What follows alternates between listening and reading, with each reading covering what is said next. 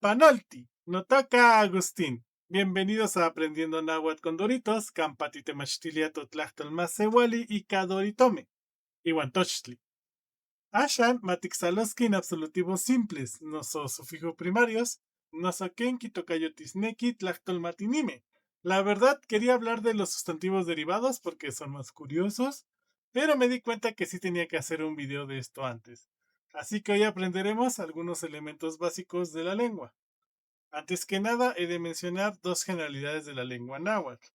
Uno, el náhuatl por regla general es de género neutro. No distingue entre femenino o masculino, salvo las palabras que expresamente se usan para llamar a mujeres y hombres. Entonces, este tochtli no sabemos si es un tochtli hembra o un tochtli macho. 2. El náhuatl no tiene artículos. Sí, existe la partícula in, que en ciertas situaciones se usa como artículo, pero su uso como tal responde a la influencia del castellano en el náhuatl y su uso está acotado a casos específicos. Dicho esto, puedo explicar que el hecho de que el náhuatl no use artículos es precisamente porque su función la cumplen los absolutivos simples.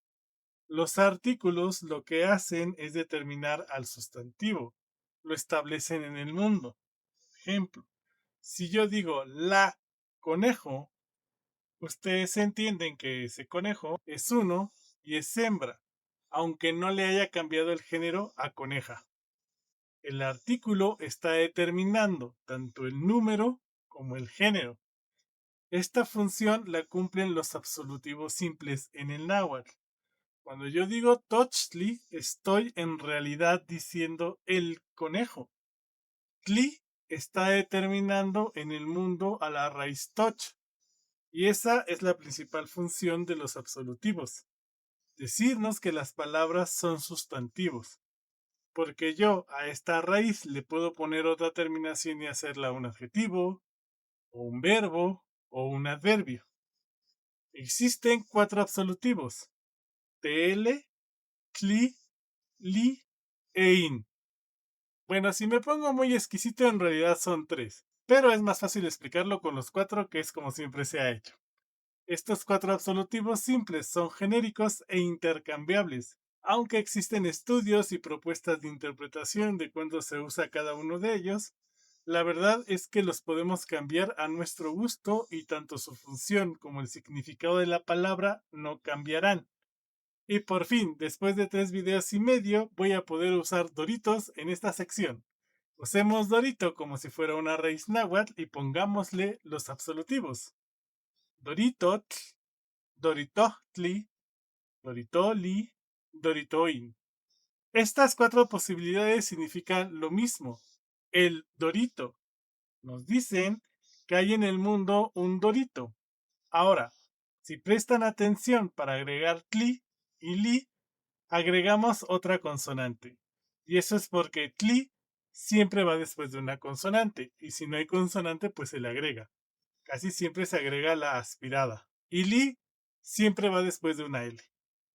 Esta función genérica e intercambiable de los absolutivos se puede apreciar como diferencias dialectales. Hay variantes que dicen tochin y otras que dicen tochtli. Hay variantes que dicen maitl y otras que dicen machtli. Hay variantes que dicen citlali y otras variantes que dicen citlalin. Hay variantes que dicen comitl y otras que dicen contli. Y por intercambio dialectal hay variantes donde existen las dos formas: michin y michtli, por ejemplo.